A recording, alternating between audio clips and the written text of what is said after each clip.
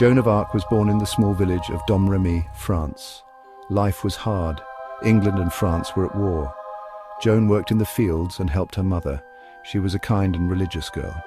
Joan could not read or write, but she listened to stories of saints and heroes. She longed for peace in her country. Joan prayed in the church, she prayed in the fields. When Joan was 13, something amazing happened. She heard voices. The voices were of saints. They had a message for her. Joan was scared at first, but the voices became stronger. The saints told Joan to save France. They said she must lead the French army. Joan was just a young girl, but she believed the voices. She knew she must obey. France was losing the war. The English army was strong. The French people were losing hope. Joan knew she had to act quickly. She traveled to Vaucouleurs. This was a long journey for a young girl. She wanted to meet the French commander. Joan told the commander about her visions. He did not believe her at first, but Joan was determined. She convinced the commander to take her to the Dauphin. The Dauphin was the rightful king of France, but he was powerless against the English. Joan traveled to Chinon, where the Dauphin was. She wanted to convince him to trust her. She wanted to lead the French army to victory.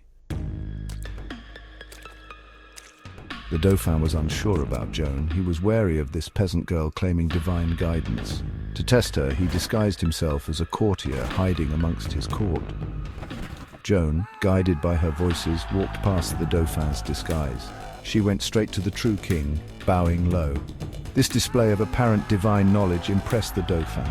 He agreed to let Joan prove herself. He gave her an army. Joan was only 17 years old, but she was a natural leader. Joan rode into battle alongside her soldiers. She wore a shining suit of armor. She carried a white banner. The banner had the words Jesus Christ sewn on it. Section 4. The Maid of Orléans. Joan's first victory was at the siege of Orléans. The English had surrounded the city. The French were close to defeat, but Joan led a fierce attack. The English were driven back. The victory at Orléans was a turning point in the war. Joan became known as the Maid of Orléans. She was a hero to the French people. She led them to more victories. She freed the city of Reims. This was an important symbolic victory. Reims was where French kings were crowned. The Dauphin was crowned King Charles VII in Reims Cathedral. Joan stood by his side. She had fulfilled her mission. She had saved France. Section 5. Betrayal and Trial. But Joan's success was short-lived. During a battle at Compiègne, she was captured by the Burgundians. The Burgundians were allies of the English.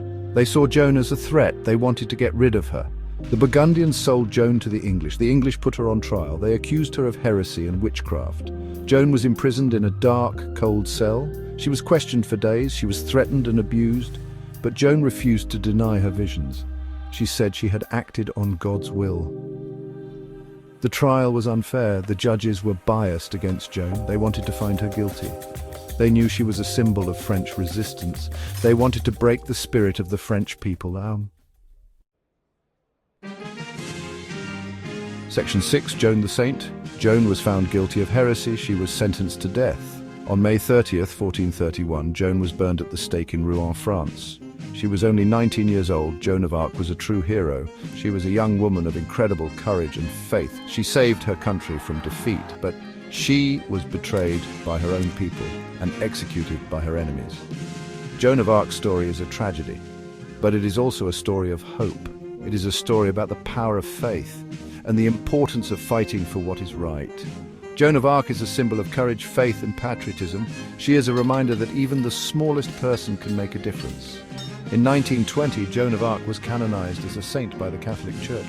She is still venerated today as a heroine and a martyr.